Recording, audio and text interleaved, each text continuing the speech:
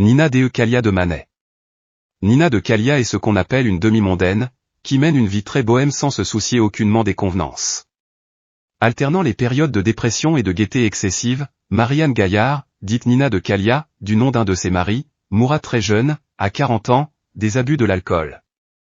Mais, à l'heure où Manet réalise son portrait, elle a à peine 30 ans, et tient un des salons les plus en vue et les plus enjoués de Paris, où se réunissent peintres, musiciens et poètes désargentés, dont plusieurs seront ses amants.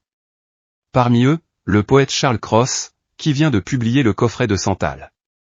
Elle-même joue magnifiquement du piano et compose également.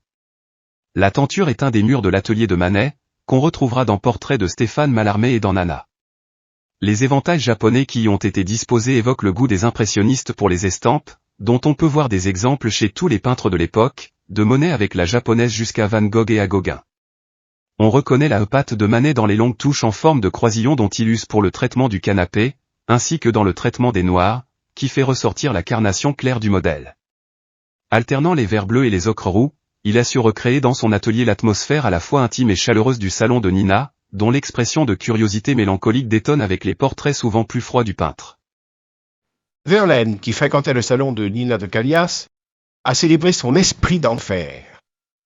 Avec des rires d'alouette, ses cheveux noirs, ta sauvage scintille, un barbare bijou, la font la reine et la font fantoche.